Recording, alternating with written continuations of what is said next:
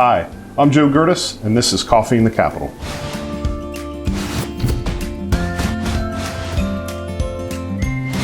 We're here in the office of Representative Bob Freeman, a longtime member and Democratic chair of the House Local Government Committee. Thank you, Representative Freeman, for having us. Joe, thank you for coming. Mr. Chairman, let's talk about land use. Yes. You actually spearheaded the changes to the Municipal Planning Code in 2000, a landmark piece of legislation. Yes. Some 20 years later, what are your thoughts on how that's affected the Commonwealth and its communities? You know, that legislation was something we labored on for a long time. And we came up with about 56 recommendations on how to improve the planning process in Pennsylvania, give more tools to local government to deal with problems of growth and sprawl within their communities. In terms of some of the more novel things that we added to it too, the language which ended up in Act 67, I believe, which provided for multi-municipal comprehensive plans. And that was a great opportunity which many communities have taken advantage of, to come together with their neighbors to have a joint comprehensive plan and then have their local zoning ordinances reflect that joint plan so they can plan and develop with a more regional concept. And then my biggest contribution to the effort was Article 7A, which provides for traditional neighborhood development. I'm very proud of that when I wrote that section. And it was envisioned by me as a way of giving communities an opportunity to look at a different pattern of development that would be more sustainable. Under the TND provisions, you could build them along more traditional town lines in a community, whether you be a second-class township, a borough, or a city, or a first-class township.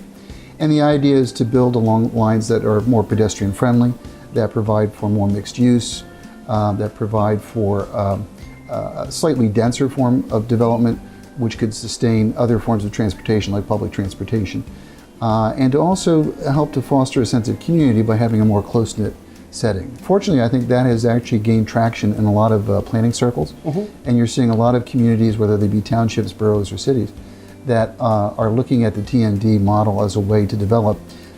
One area we probably should revisit is the transportation impact fee section. That was instituted before we made our changes in 2000, and unfortunately, it was too cumbersome. It made it tough for very small municipalities to implement. But given the kind of cutbacks we're seeing in funding for road programs and a whole host of other infrastructure needs, it might not be a bad idea to go back and revisit that and see if we can make it more user-friendly.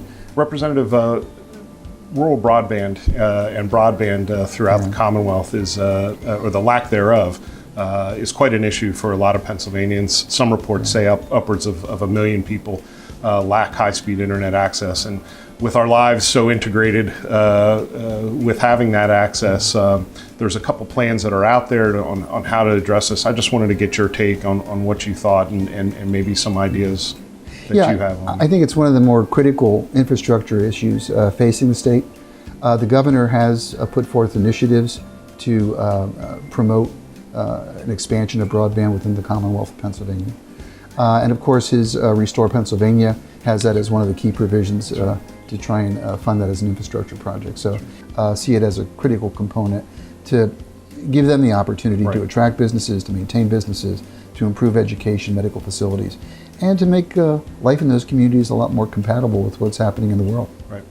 Representative, this year you introduced legislation to provide financial assistance to communities with a high percentage of tax-exempt properties. Briefly, what are some of the key aspects of that bill? The idea is to try and assist those communities that have a high percentage of tax-exempt properties within their municipal boundaries. Tax-exempt properties can vary from the county courthouse complex, if you're a county seat, to a major medical facility like Geisinger, for instance, or to an institution of higher learning. And while all of these facilities and institutions contribute greatly to the quality of life within a region and are oftentimes major employers within a region, the reality is that if they're nonprofit, which is true of many medical facilities, almost all colleges and universities, and of course county government, they don't pay a penny in real estate taxes to the host municipality. Some communities average between 25, 30, even 50% of their total real estate values being tax exempt. And that makes it very difficult for any municipality to provide those essential municipal services to their community. It's almost like you're fighting a budgetary battle with one hand behind your back. So my legislation would establish a tax-exempt sort of revenue sharing fund, which would take the monies generated by the Johnstown flood tax, that's the 18% tax, which is levied on the sale of every spirit or wine in Pennsylvania. It's been there since the 1930s. and then drive it out to any community where the total amount of tax-exempt property is 15% or more. And I always like to say, the Johnstown flood tax was meant to help the community of Johnstown with a horrible flood that hit in the 1930s. Right.